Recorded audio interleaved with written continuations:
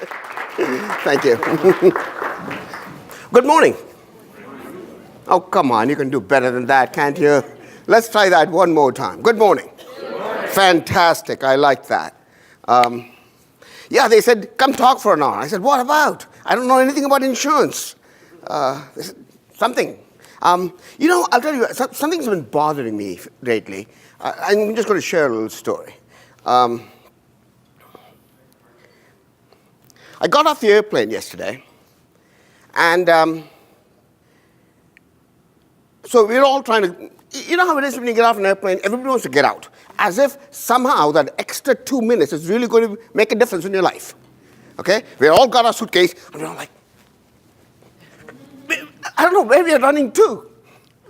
It's the same little train you've got to take, but we're all running. We're all moving fast. And somebody's, the ticket, their boarding pass, a paper boarding pass. Who carries paper boarding pass these days? Anyway, this person did, and it dropped. They didn't notice it. There were 5 or 6 people in front of me. Nobody said anything. This bothered me. I suspect they don't need the paper boarding pass. After all, they're leaving the airport. So maybe it's old. But nevertheless, somehow, there are 2 things that bothered me. That this person just lost something, and that trash was left behind.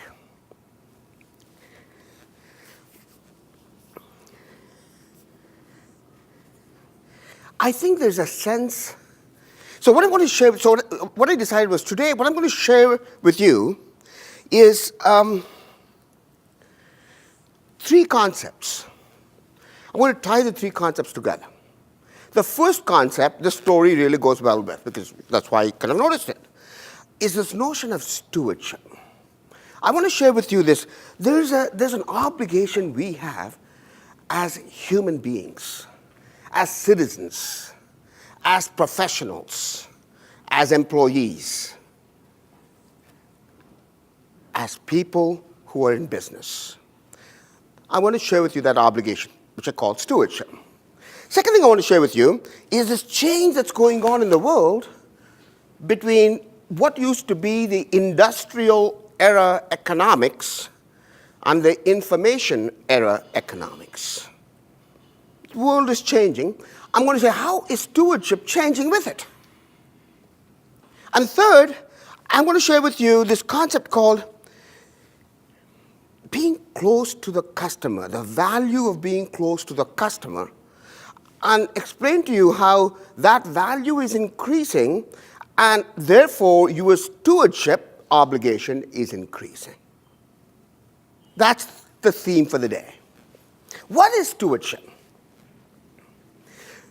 So all of you, I had a packet prepared for all of you, and there are 3 pieces of information on the right-hand side.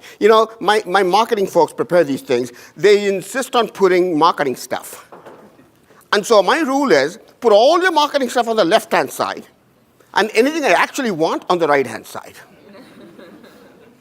But, there's stuff on the left-hand side. You can read that at your leisure. But on the right-hand side, there's this 1 piece of paper that should say stewardship. Stewardship is the obligation you have to protect, preserve, enhance assets that do not belong to you, but have been temporarily entrusted to you. Stewardship is the obligation you have to protect, preserve, and enhance assets that do not belong to you, but have been temporarily entrusted to you. Let me illustrate this with a very simplistic example.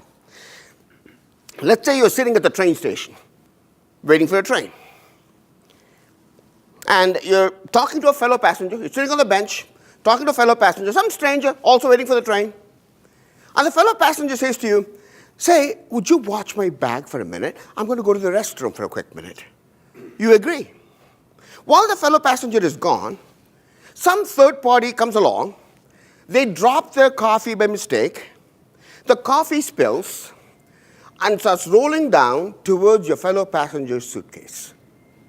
What responsibility do you have? Excuse me? Pick up the bag. Move that bag out of harm's way. Did the fellow passenger, before they went to the restroom, did they say to you, say, if while I'm gone, if somebody comes along, drops the coffee comes rolling down, please Did they give you explicit instructions? No. You became a steward of that suitcase. Should that suitcase be in any way damaged when that fellow passenger comes back, you would feel awful. You are a steward of that suitcase. You have to protect, preserve that suitcase. Now, if the conductor comes along and says, so folks, everybody who's got a suitcase, you need a tag to take it on the train. You'll take a tag for your suitcase. What else are you going to do? Take a tag for your fellow passenger's suitcase. Protect, preserve, enhance its value. That's what stewardship is about. See, you all are stewards of a very large asset base of your customers, aren't you? Your job is to protect. That is the job. But we as a human being, we are stewards in many, many different ways. And I want to explain to you how I think the society is behaving in discharging that stewardship responsibility. I'm going to break up our life into 4 lives. First life, our personal life. You know, our children, our spouses, partners, our parents, even our neighbors. We are stewards of all of these people. And generally speaking, all of us discharge that stewardship responsibility quite well. We take care of our children. We take care of our aging parents. Most of us, most of the time, do that quite well. We are good stewards in our personal life. So fundamentally, people are good people. But then, come to the professional life. Are you a good steward in your professional life? What stewardship responsibility do you have in your professional life? Well, you've got all these assets. Are you stewards of these assets? Most of us are good stewards of the financial assets of the company. We don't steal, most of us. You don't have to admit it. Just agree with me on this. You know, most of us understand these assets are given to us. What we are not as good about, we are good about the protect and preserve part. We are not as cognizant about enhance part. Enhance those assets. Somebody gave you this to protect and preserve, but also to enhance. Are we enhancing those assets appropriately in our professional life? Later on, we're going to talk about how the industrial era is moving into information era. If you don't move along with it, you're not enhancing it. So financial assets, we do okay. How about other assets? The desks and chairs. Most of us are good about not banging the doors and smashing up the desks. We're usually good about that. How about intangible assets in our professional life? What are the intangible assets you have?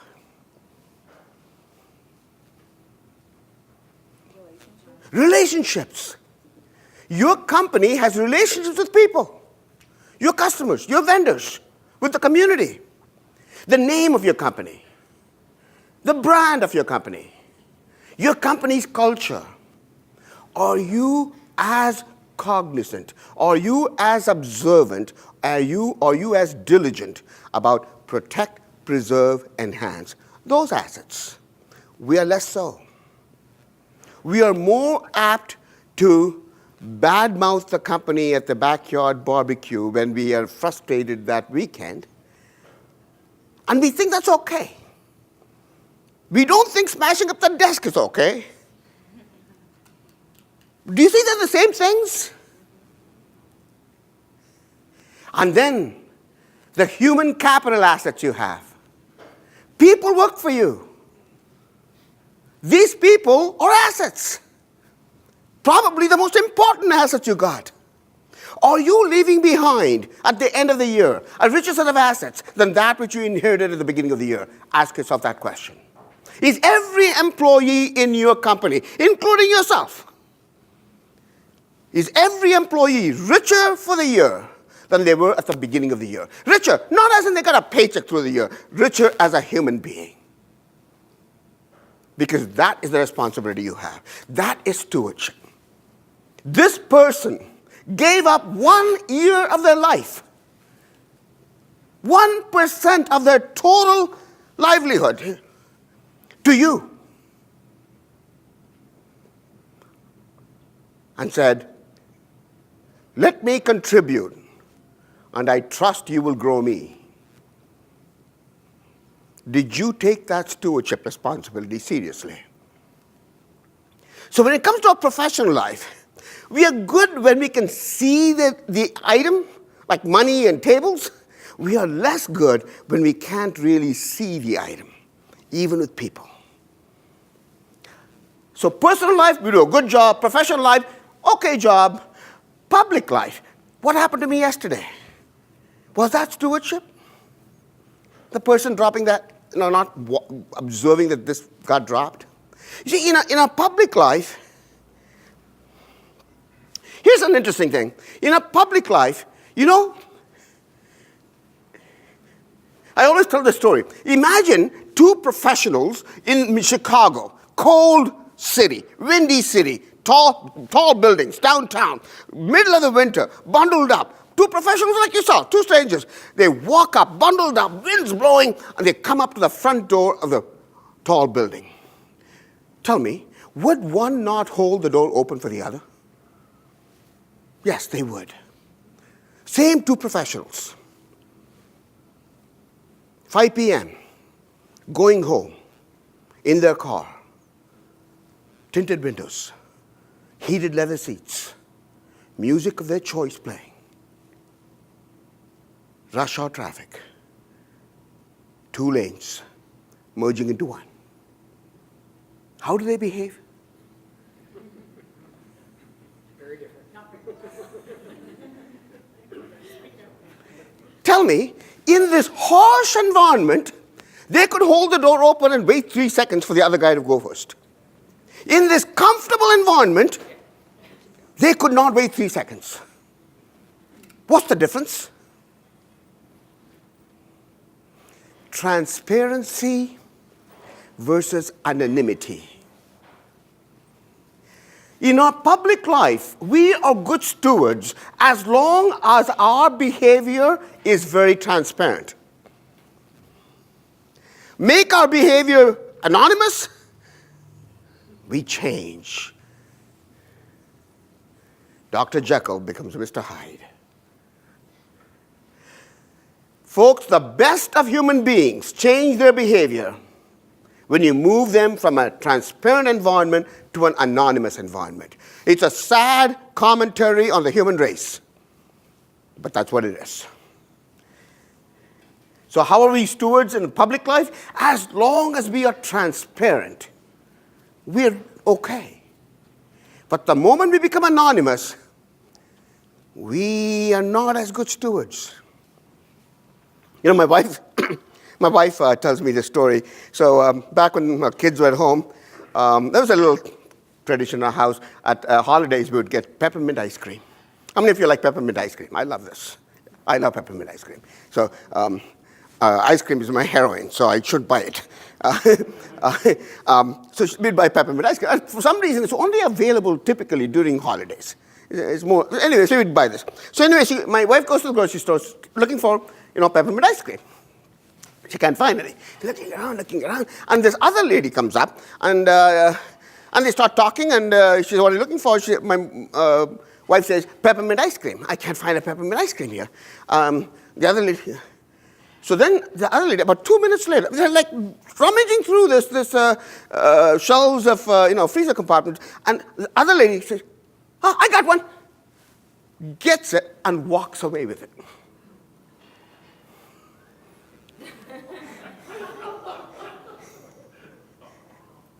What? She wanted it. What is wrong with that story? What's wrong with that situation? Did the other lady have an obligation to my wife? But somehow, all of you reacted the way I did. Right? There was no obligation. They didn't have a contract. Please help me. Fine, and I'll pay you 10 cents. But as a human being, we assume stewardship in all sorts of situations. In that situation, my wife assumed that the other lady assumed stewardship.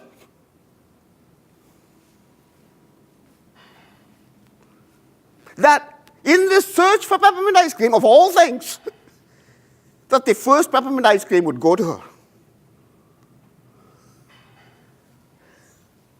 Anyway, the story actually ends well. So my wife just gets disgusted, gives up on peppermint ice cream, walks out, but there's one else she has to do. And she's standing in line at the checkout counter when this man walks up and says, ma'am, is this what you're looking for? What does that story tell you?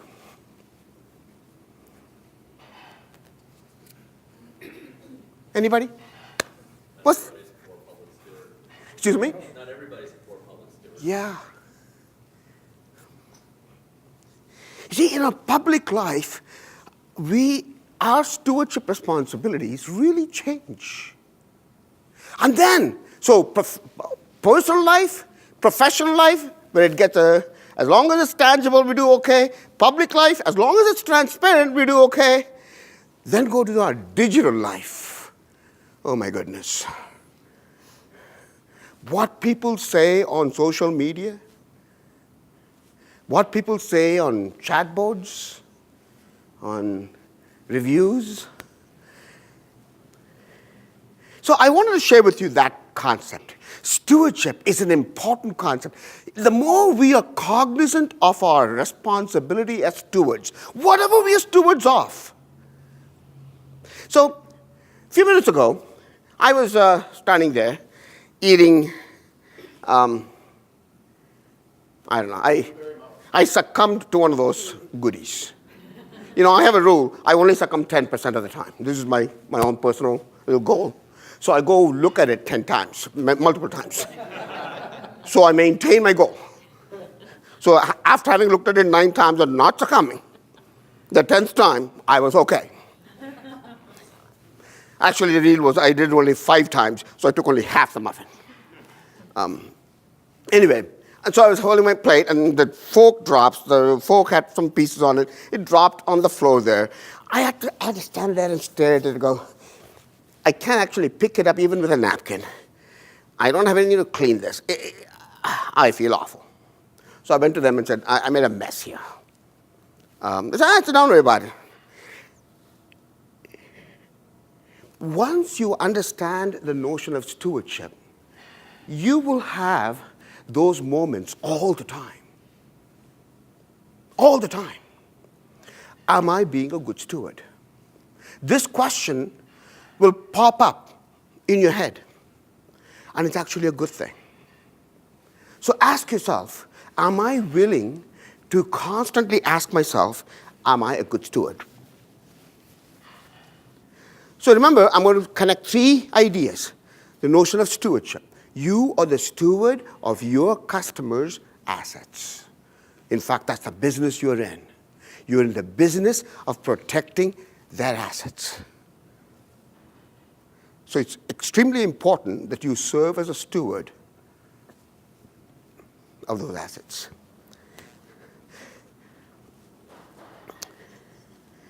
So I want to now switch to a different topic, and then I'll connect it back. I want to show you something that's happened in the world. The industrial era versus the information era, and how the world has changed. Nothing new, all of you know this. But I want to show that to you in a certain way, and then ask, if you agree with that, are you being a good steward of your company's assets in light of that observation? So let's go to the industrial era. You know what happened? By the way, what caused the start of the industrial era? There's a little quiz I have. Do I get to throw tokens at them? No?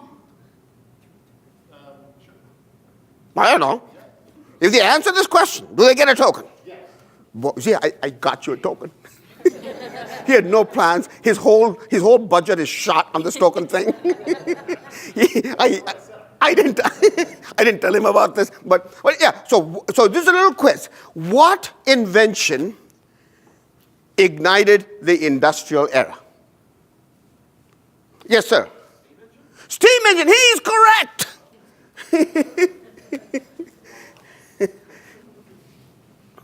Yeah, the steam engine.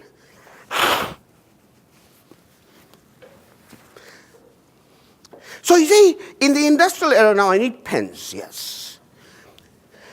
So the industrial era was built on this concept that you take stuff out of the ground.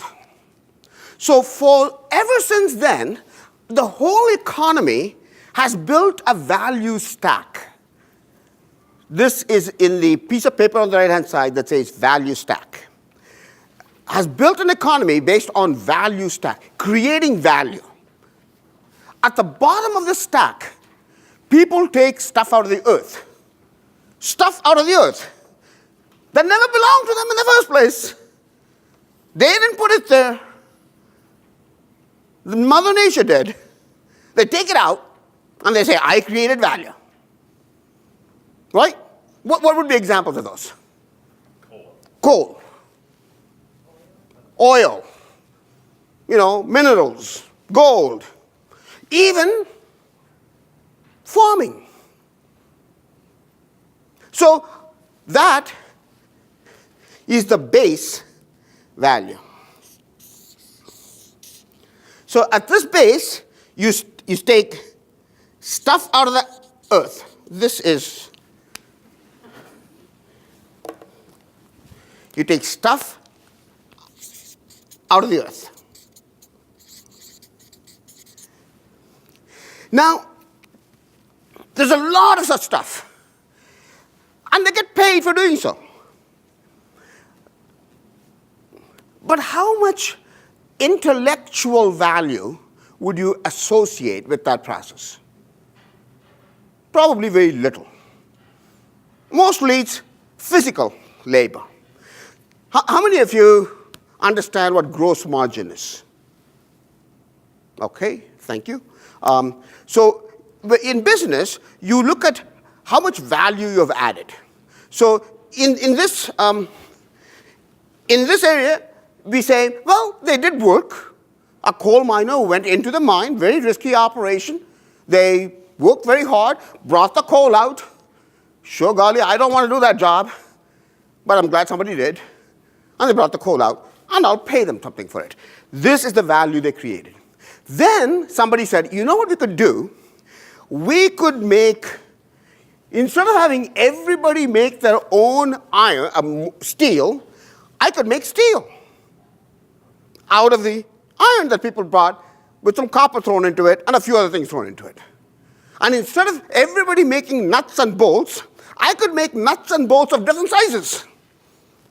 All, half inch, 1 inch, 1.5 inch, 2 inch, different diameters, different threads, right thread, left thread.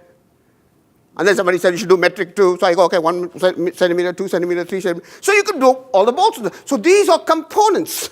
Somebody built these components.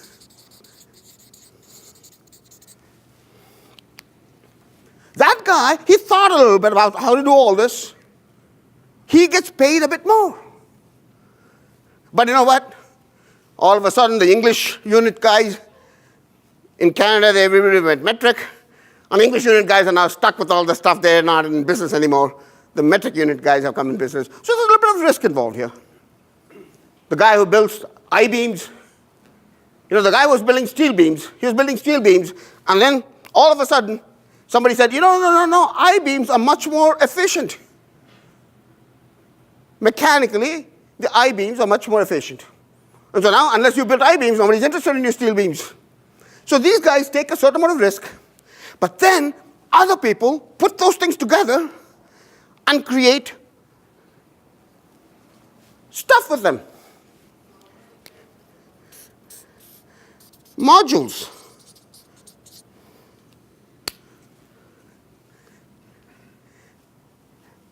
Here is an induction motor. Here is filament. Inside every one of these things, I think, no, not these ones, have a filament in them. They don't make the filament, they buy it from somebody. They may build these modules. Not everybody makes an induction motor. There are 10 guys in the world who makes induction motors. It's a lot of work. You know, you take a beam, you put coil around it, you do things to it, and then it creates a motor. Where do you need a motor? In hundreds and hundreds of things you need a motor. Right in this room, the vacuum cleaner would need a motor, maybe that thing needs a motor, the thing that's making that hot needs a motor, a whole bunch of stuff needs a motor. And then somebody actually, this is a stack being created. These guys are using this, these guys are using this. At the top of this are the actual products. Who use all these? This is how the Industrial Revolution built upon itself. And we know this from 150 years. But how many of you are digging coal out of the ground right now in your job? Raise your hand. Nobody. How many of you is making iron, steel beams and nuts and bolts and washers? Nobody. How many of you is making any kinds of modules for anything that's concrete to make? Nobody. How many of you is actually making anything concrete? Nobody. Do you think you're unusual? I know you think you are, but actually, are you? How many of us in the world are actually making anything? How many of us are actually buying things? All of us. Who's making them? None of us are.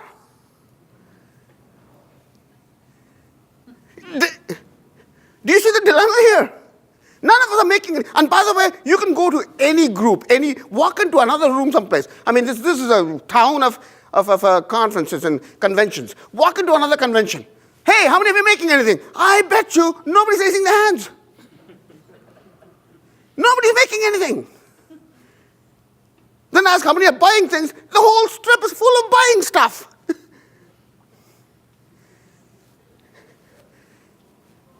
What the heck is going on? Let me tell you what's going on. We are all operating on a different stack. You know the stack we are operating on? It is called the information stack. At the base of the information stack is data. A whole bunch of data is being collected. How many of you have data? Everybody. Right? All of you have data. Huge amounts of it. You know, I have a computer degree. I'm very proud of it, yeah. I have a PhD in computer science. I can't program if my life depended on it. When my computer doesn't work, my millennial children have to fix it. You know, when I can't do the phone, hey, Nathan, what do I do? They go, Dad, and you call yourself PhD in computer science? Yeah, but when I went to college, we had a computer. The computer would probably, no, I don't think it would have fit in this room. No. You know how much memory it had? 16K. Yeah, 16K. Yeah. Big. That was the upgrade version. So we got data now. 16K, come on. She's asking me, what is K? It's okay.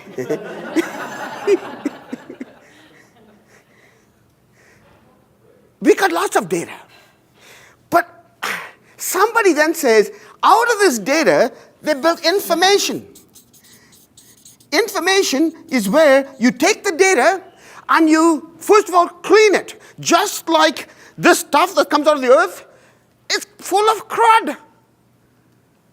The coal you get out of the earth, it's full of crud. Somebody cleans it to make steel and then to do something with it. So just like that, data is cleaned up, it's tabulated, made accessible, made searchable, put into a nice format to create a database. Is that what you do, sir? Yeah. Okay. This person adds more value than that person did. Oh, I have a great test here. It's not a test, it's just a little quiz, so you don't get any chips for this one. I'm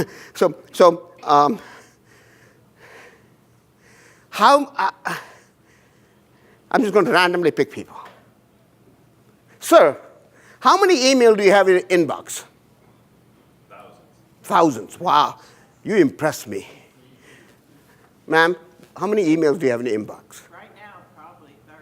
I keep 30. pretty clean. 30. Got it. Got it. Got it. Jim, how many emails do you have in your inbox? Red or unread? Doesn't matter. Doesn't matter. Maybe a few hundred. Few hundred. Okay. Sir, how many emails do you have in your inbox? Currently 12. How many? 12. Just 12. You are actually destroying my thesis. But, Ms.? Altogether, probably about 40,000. 40,000. Here's the deal. People like me grew up with filing cabinets. Do you know what those are? The little drawers, you pull them and you put files in them, yeah? Remember those things? Yeah. Yeah. We grew up with filing cabinets. Paper came along. We decided whether we should keep this paper. If you want to keep the paper, what file it should go into, which filing cabinet it should go into. That's how we lived. That was our life. Right? So when the computers came along, that's how we organized it. We have files. We have folders, subfolders, subfolders. And then I have it by year. And then the years are getting too many. So I have a 2017 and pre-old years. Because otherwise there's too many years. I got this all worked out. But she didn't grow up with filing cabinets. I'm going to just make it up. So she doesn't have to file them. She can search for them. She can search for anything she wants. It's a way of thinking I never got used to. It bothers me to have 40,000 in my inbox. Inbox is stuff I'm supposed to do something with. I got to file them. You see, she expects information. I am still operating as if I just have data.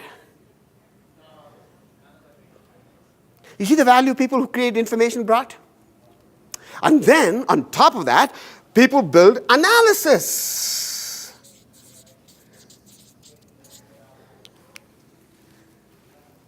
This is where you look at the information, you analyze it, do mathematical things to it, and you conclude such and such a pattern, behavior, observation. We do a lot of that. We do a lot of that. Somebody said, by the way, somebody analyzed back in San Francisco how many people had cars and how many people did, how many taxi cabs there were. And they had information about every taxi cab that had been hailed for the past 20 years. Every taxi cab, because they have to record it. The taxi cab company, they are picking up so-and-so passenger. I can never understand this chatter that goes on in the taxi cab radio. I can hardly understand what they're saying, and this guy seems to ignore most of this. So I'm going, why is this chatter on all the time? But this chatter is all recorded. So there's a database. There's huge data on who picked up, where a taxi cab was picked up, and where they got dropped off, how much the charge was. All of this information exists. Who needs this? But it existed. Half of it was bad. It was just erroneous. So somebody cleaned it all up. Somebody cleaned it all up.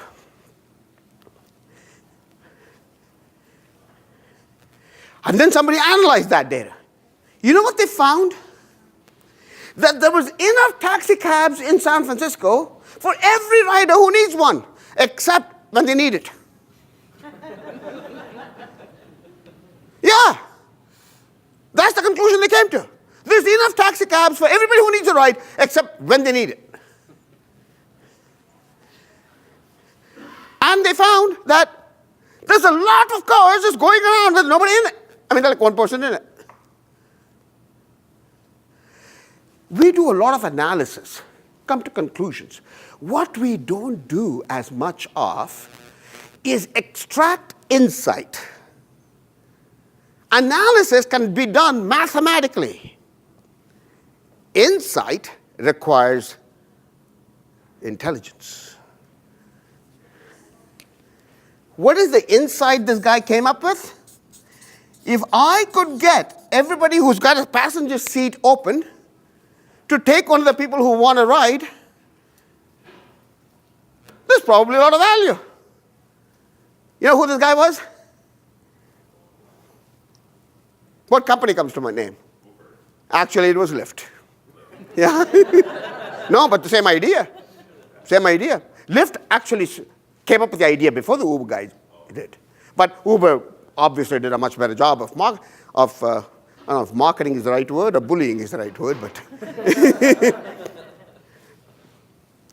But do you see this? Who has contributed more intellectual value in this? The guy operating here or the guy operating here? The top guy. Who has worked harder with their muscle and their strength? Just like here.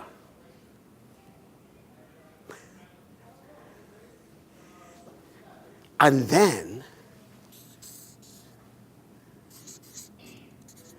wisdom.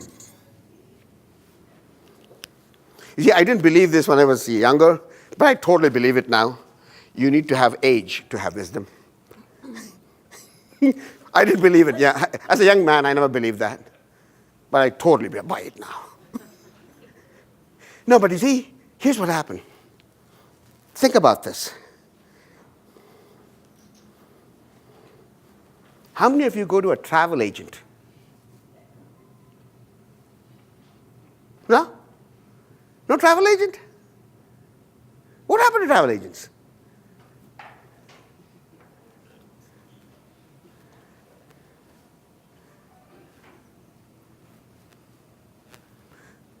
How many of you, see, there are a number of industries that where the intermediary has been disintermediated.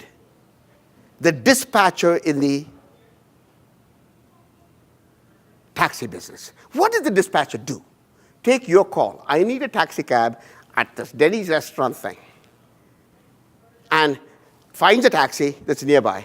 Hey, there's a guy waiting for your taxi there. Do you want to take the thing? No, I'm not going that way. Where's he going? Sir, where are you going? He's going to the airport. No, I'm not going to the airport. That's what the dispatcher did. He's gone. Airbnb. How many of you use Airbnb? VRBO, all those stuff. They're disintermediating people. You know, a company's press release, back when this actually opened the company, this guy drove from New York all the way to Seattle to start this company, and the press release was, I am not fighting, I am not competing with Borders and Barnes & Noble. There are 1 million titles in the English language, and they only sell 10,000 of those titles. I'm going to sell 990,000 titles that are never found in Barnes & Noble and Borders. Who is this guy? Jeff Bezos. That was Amazon. You think that's what he's doing now? He disintermediated the intermediaries. Walmart is probably a little scared of Amazon. Right? The wisdom that one draws from this is anybody who is simply standing in the middle, connecting this person with that person, and once you get paid for this connection, watch out. You know, I need to buy a car. I'm going to get to you on this. So I'm going to buy a car. I need to buy a car. I hate it. I hate buying a car. I hate buying a car not because I hate it, because my wife hates it. Actually, it's not even she hates it. She hates the way I buy a car. Because my deal is, I'll quote a price. I'll do the research. I'll quote a price. I'll pick a very nice price. But my deal is, he wants to go and talk to the guy in the back. Do you notice this? He always wants to go and talk to the guy in the back. Is there a guy in the back? I know. I don't think there's a guy in the back. But he wants to go talk to the guy in the back. I tell him, that's fine. That's fine. But if you come back and say no, or any number lower, I'm walking out. And by the way, this deal isn't available next time. So he comes back, he quotes, a little higher price than I asked for. Okay, clearly you can't do mine. Fine. I gave him a very nice offer, by the way. So he said, oh, no, so don't go away. So what do you want? I said, and I'll quote him a price a little lower than the first one I quoted. He goes, what do you mean? You only quoted this price. And I told you I wasn't valid anymore. No, come on, I'll take this one. No, this is the price right now. Let me find out. And he goes back, and he comes back with the original price I had quoted, the original one. I go, no, that's why I'm not quoting anymore. So I'm walking out. He goes, wait, come on, I gave you the price you wanted. It wasn't the price I wanted then. No, come back. Let me go talk to him. I said, no, now the price is even lower. I don't know why my wife doesn't like this. So what is this guy's job? What exactly? Because today, I don't ask him. I know more about this car I'm buying than he does. Because he came from the other dealership in a different company, different manufacturer, to this dealership 2 weeks ago. Okay? So he doesn't know much about this car. I know more about this car because it's the only car I want to buy. So what exactly does the guy do? Do you see what has happened to him? He has got this, maybe this. I'm out here. All of you need to elevate your contribution. Working here, don't cut it anymore. You got to be working here. Are you? We've established the fact you are nowhere in this stack. You are in this stack, as most of the world is now. But in this stack, do you want to be here? Or do you want to be here? How do you get there? Do you get there by manipulating data and cleaning it up? Or do you get there by having it structured and organized where you start using your brain power to understand exactly what does this data say that is valuable to my customer, and I can discharge my stewardship responsibility? That is the question you should be asking. I'm not suggesting all brokers are going to go extinct. No, brokers are going to be driven up that stack. And unless you can rise in this stack, you will become extinct. This is great. I wish I had this picture, this great cartoon of these two dinosaurs on a cliff looking down. And there is Noah's Ark, all the animals. They go, was that today?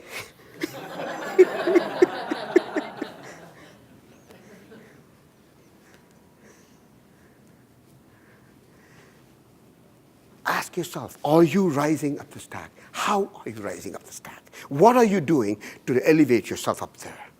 Because if you're still manipulating a whole bunch of data and making the columns and the rows and spreadsheets and so on, you are here. What are you doing to move up here? And is that important for discharging your stewardship responsibility to your customers? So remember, I said I'll connect three concepts. First was this notion of stewardship. So you have a stewardship responsibility to all the customers you have and the assets that you're insuring. Notion of a value stack, how we moved from the industrial revolution to a industrial stack to an information stack, and that's essentially creating an obligation for you to rise up in the stack in order to be a good steward. And the third thing I was going to tell you was, what value do you add? Which is the third piece of paper on the right-hand side. What value do you add? So to explain this, I want to share with you a business I ran. I ran a business called Planar Systems, flat panel displays. How many of you have a flat panel display? Come on, who is not raising their hands? Flat panel displays. Anybody remember the time before flat panel displays? Oh yeah. Oh, that's when I took over this company. In 1999, none of you had one. None of you had a flat panel display. Planar Systems. And we started selling. We made flat panel. We didn't actually make them.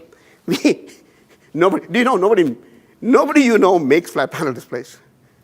I don't think people know this. Like, no company you know makes flat panel displays. Like, give me names of companies that you think might make flat panel displays. No? No? No? I mean, Apple, IBM, Toshiba, who? Panasonic. No? None of these guys make flat panel displays. So let me tell you how the system works. There are 4 fabs in the world. Fab is a fabrication facility, okay, which is where the glass is made. The glass is the most difficult thing to make. The glass is made on 3 meter by 3 meter, 9 meter square piece of glass. Can you imagine 3 meters? How big that is? For those of you who don't know the metric units, it's about a yard, so 3 yards. That goes through a process. This fab costs $8 billion today to put up one. Nobody in the Western world, none in the US, none in Europe, has a fab. Only 4 fabs. Even Japan doesn't have a fab, a modern fab. 2 in Korea, 1 at Samsung and 1 at LG, and 2 in Taiwan. Only fabs in the world. All the glass for all your displays, all your TVs come from those 4 places. And they operate, I asked if you knew gross margin, but I'm going to explain it now. They operate with negative gross margin. What that means is it costs them 5 cents more to make a piece of glass than the price that they sell it at. 5 cents more to make it, just make it. Forget paying the CEO. That isn't even counted. Just to make it. Why do they do this? Because it will create an industry. And they'll get lots of jobs. That is why Japan doesn't do it. That is why US doesn't do it. And by the way, in the US, if I had to put $8 billion, I want a return on the $8 billion, don't I? Well, in Korea, the government gives you $8 billion. And gives you the nickel that you're going to lose. That's what they do. Then a whole bunch of guys with shops in Taiwan and factories in China buy this glass, they design the flat panel display, the television, and they have the factory in China hire people by bringing them from the inside areas of China to the manufacturing areas which are all along the coast. And the manufacturing facility has dormitories and canteens. And they house them, and 2 months a year, they let them go home. And they come back, they live away from their family for 10 months a year, and they build the monitors, the TVs. And their gross margin is the difference between price and cost, is about 4%. 4% difference. From the 4%, they have to pay for marketing, they have to pay their CEO, and they have to make a profit.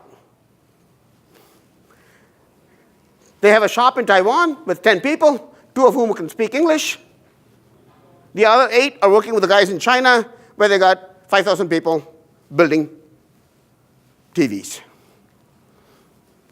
None of those Taiwan shops you know about. You don't know any of them. Then there's about 100 guys who put their names on those TVs, on those monitors. Samsung, LG, Sharp, Sony, Apple, IBM, Toshiba, ViewSonic, a whole bunch of them. And Plano was one of those. Essentially, people go up there and they say, hey, what do you have today? Well, we got these 12 models that will be coming out in 4 months.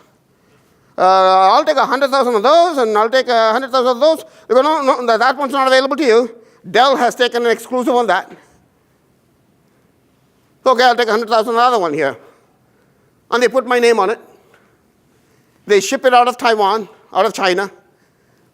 I get it in San Francisco, FOB Taiwan. And I have 8% gross margin, meaning I can sell it for 8 cents more than the dollar I paid for it.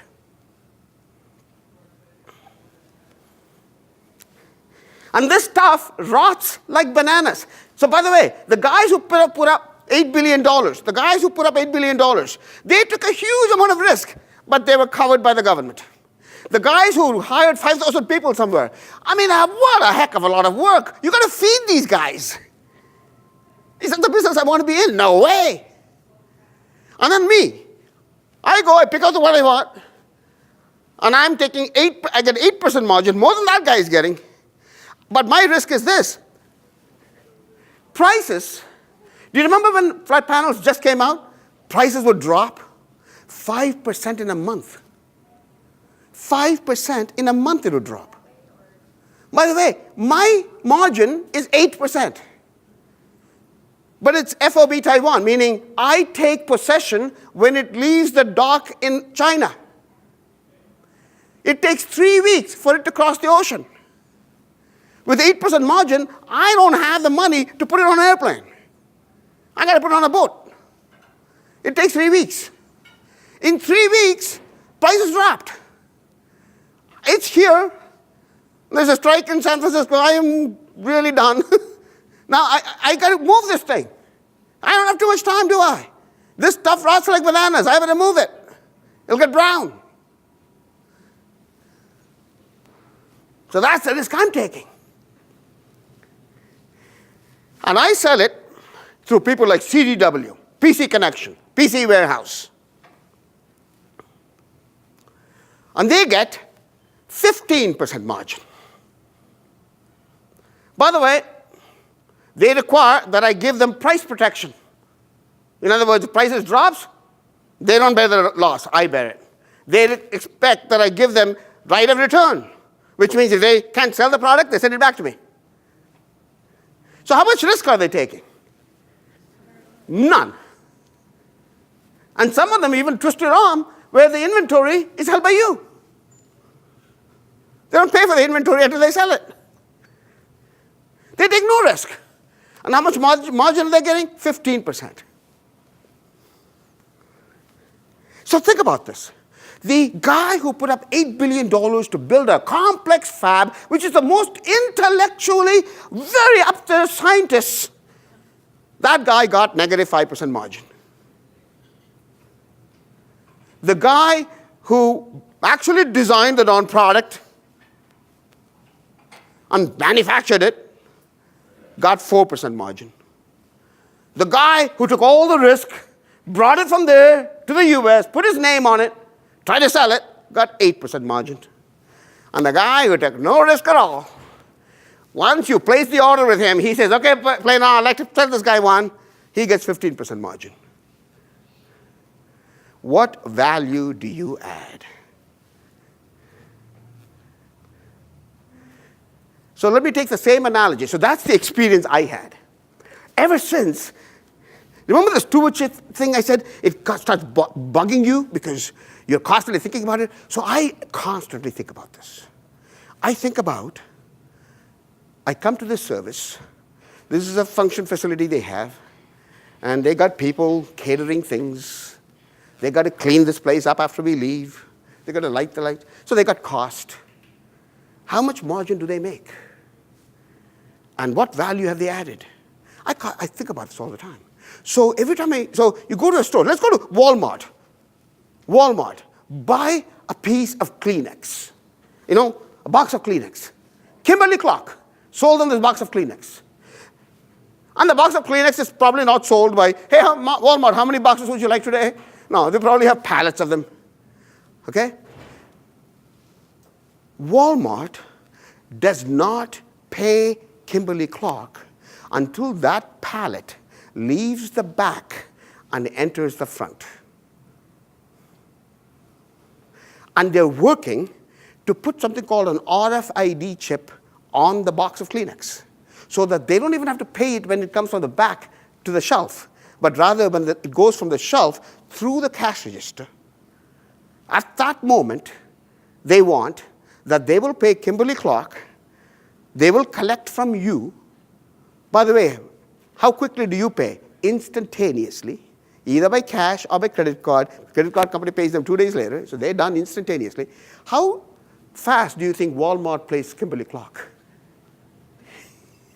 Maybe 60 days, 90 days?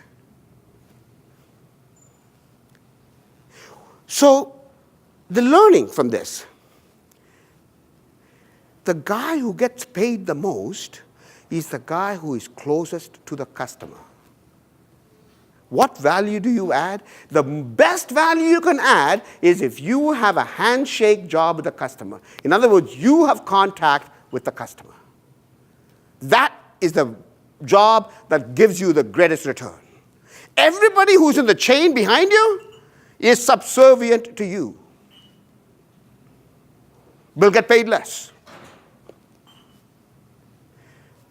So ask yourself, how close are you to your customer? And how can you protect that customer relationship? By being a steward of that customer's interests and assets. And how do you remain a good steward of those interests and assets? By ensuring that you move up this value stack. That you spend your time not manipulating data, not cleaning it up to get information, but getting that done by systems so that you can spend your time doing getting the insight from the analysis the system creates. And that insight you share with your customers and be a steward of their assets. Ladies and gentlemen, thank you very much for being an engaged audience. Lee, thanks for giving me an opportunity. Have a wonderful meeting.